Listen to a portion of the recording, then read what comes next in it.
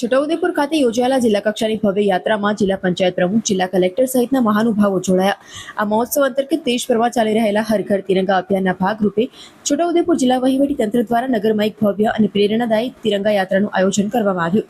જિલ્લા સેવા સદનની સામે તિરંગા યાત્રાનું પ્રસ્થાન પહેલા વિવિધ શાળાઓના બાળકો દ્વારા દેશભક્તિના ગીતો રજૂ કરવામાં આવ્યા. રાષ્ટ્રગીત બાદ જિલ્લા પંચાયત પ્રમુખ ઉપેન્દ્રભાઈ રાઠવા, જિલ્લા કલેક્ટર છોટાઉદેપુર ગાર્ગી જૈન, જિલ્લા પોલીસ અધિક્ષક ઇમ્તિયાઝ શેખ, જિલ્લા વિકાસ અધિકારી સચિન કુમાર સહિતના અધિકારીઓ દ્વારા લીલી ઝંડી બતાવી અને તિરંગા યાત્રાનું પ્રસ્થાન કરવામાં આવ્યું. વહીવટી તંત્ર દ્વારા યોજાયેલી આ યાત્રાથી નગરમાં દેશભક્તિનો માહોલ જામ્યો હતો. આ ભવ્ય યાત્રાની શરૂઆત જિલ્લા સેવા સદન ખાતેથી થઈ હતી, જે નગરપાલિકા કાર્યાલય, club road, centre point, petrol pump 4 રસ્તા થઈ જિલ્લા સેવા સદન ખાતે પરત ફરી હતી. પ્રથમ હરોળમાં જિલ્લા પંચાયત પ્રમુખ ઉપેન્દ્રભાઈ રાઠવા, જિલ્લા કલેક્ટર ગાર્ગી જૈન, જિલ્લા પોલીસ અધિક્ષક ઇમ્તિયાઝ શેખ, જિલ્લા વિકાસ અધિકારી સચિન કુમાર, પ્રાઇઝના વહીવટદાર શ્રી નિવાસી, અધિક કલેક્ટર શૈલેષ કોકલાણી, પ્રાંત અધિકારી મુસ્કાન ડાગર સહિતના અગ્રણીઓ જોડાયા હતા.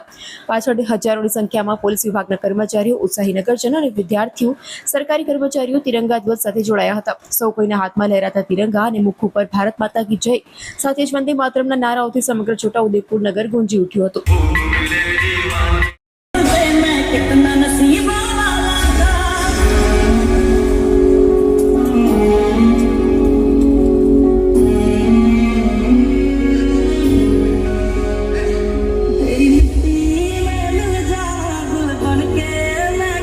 છોટાઉદેપુર ખાતે આજે જિલ્લા વહીવટી તંત્ર દ્વારા જિલ્લા કક્ષાની તિરંગા યાત્રાનું સફળ આયોજન કરવામાં આવ્યું, જેમાં જિલ્લા સમાહર્તાશ્રી, જિલ્લા પોલીસ વડા, ડીડીઓ શ્રી સહિત અધિકારીગણ અને મોટી સંખ્યામાં નાગરિક ભાઈ બહેનો તથા વિદ્યાર્થીઓ ઉપસ્થિત રહ્યા.